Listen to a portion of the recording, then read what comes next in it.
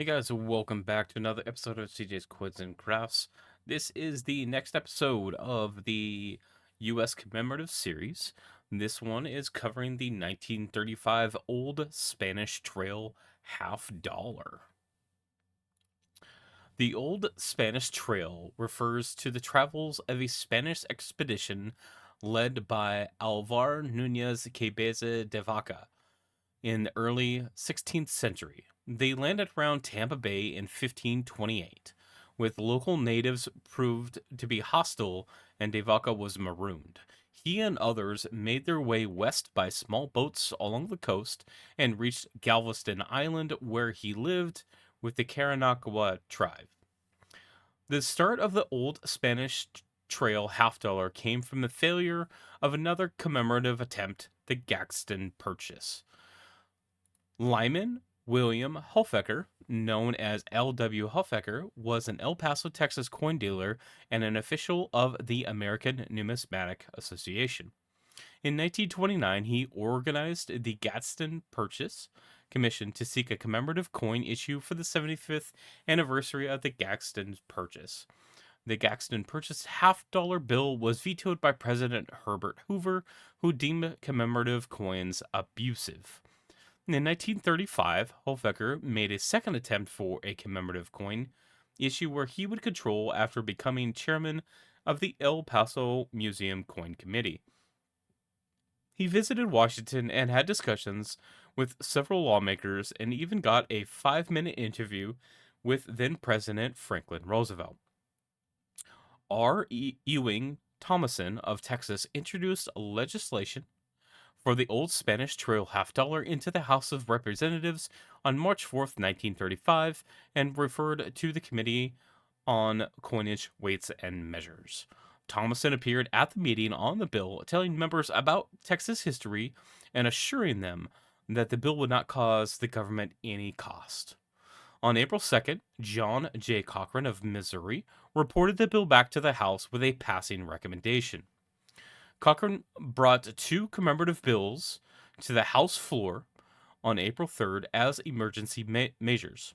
He explained to the members that the striking of half dollars that the bills could be urgent as they were needed for celebrations scheduled that summer, with the addition that the bills had been delayed due to the committee chairman's illness. The first to be considered, which was the Old Spanish Trail, Marion Zoinchek of Washington State asked, "Is this for St. Louis again?" With Calkin responding in kind that it was not for St. Louis. William D. McFarland of Texas asked what the cost to the government would be, and was replied by Cochran stating it will not cost the government 5 cents. The bill passed without objection. In the Senate, the Old Spanish Trail bill was referred to the Committee on Banking and Currency, reporting on May 23rd by Florida's Duncan Fletcher recommending a passage. The bill was passed without much debate and was enacted by signature of President Roosevelt on June 5th, 1935. Hofecker provided sketches for the half dollar and sent them to the Mint, with Mint Director Nellie Taylor Ross forwarding them to the Commission of Fine Arts on June 27th to gain its recommendations, noting that the position of Hofecker's initials between the anniversary dates were objectionable. The commission sent the sketches to its sculptor member Lee Laurie for his approval. Laurie noted that it would make a good coin if modeled properly, and pointed that the sketches had lacked the word liberty and felt it must be included, suggesting that it be inserted between the cow's horns. Lee also recommended that Hofecker's initials be made less conspicuous. After Laurie's criticisms were addressed, the commission approved the designs. Edmund J. Sen of El Paso was hired to make the required models based on the designs and requirements set forth by the Fine Arts Commission. Hofecker had sought to hire one of 2 or 3 sculptors in the East, but thought it would take too long and wanted the liberty to make changes as he felt. The obverse depicts the head of a cow, intended as a rebus for Cabeza de Vaca, of whom no portrait could be found. There are no other design elements, just lettering, leaving the obverse feeling mainly uncluttered. The reverse features a yucca in bloom superimposed against the map of the five Gulf states, with a line to represent De Vaca's route of exploration, running from Florida to El Paso. El Paso is the only city named on the design.